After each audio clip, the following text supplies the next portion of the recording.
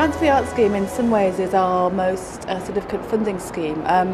It's the funding pot or the funding scheme which actually gets art out to lots of people.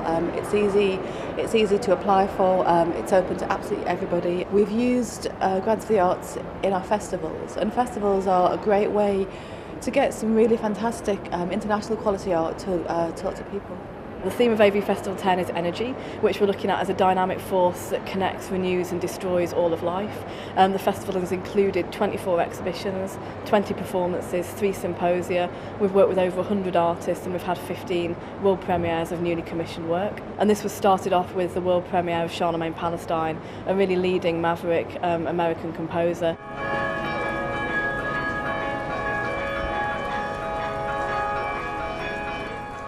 It was pretty unique. You don't hear those bells very often. So one of the other artists in the Hatton exhibition is a new commission by an artist, Rodri Davis. I'm halfway through a performance of Cut and Burn, which is a piece I've written or constructed. It very simply involves burning and cutting all the strings off a harp. Our festival funding and also the funding for individual artists, including Rodri, came through the Grants for the Arts process. Yeah, I've been very fortunate to have support for this piece, and it helped me and facilitated sort of expanding my work into a sort of a longer duration. I mean, the great thing about Grants for the Arts is its flexibility and the relatively quick turnaround, and also the support from the regional office has been fantastic throughout the whole process. One of the key aspects about this particular funding scheme is that the money for it comes from the lottery, and that's why it's really important for us that the kind of work which it pays for is work which really connects with people through the arts.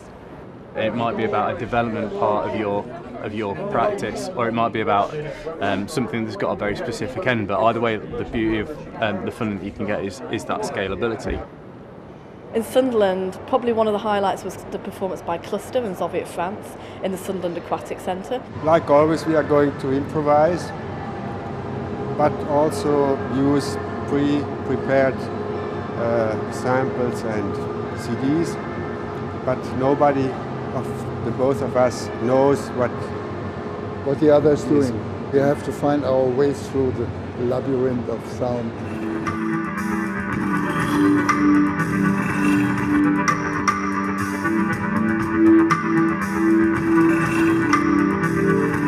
Quite a lot of the time it sounded like the jungle under the water, and noises like parrots and chickens and insects, and above the water it sounded as though there was a great big boat coming towards me.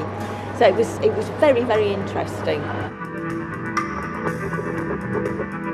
So the festival is obviously responding to the digital opportunity priorities of Arts Council as well, through the work of our individual artists and also through our extended networks. I mean, the Arts Council funding has been absolutely invaluable. Not only has it supported this festival itself, but through core funding it's helped sustain the organisation. There are lots of cases where artists who are now successful and well known have actually started their whole careers through the Grants for the Arts, and that's about the kind of ease of access, and the simplicity means that it really sort of helps us in this country actually develop talented artists.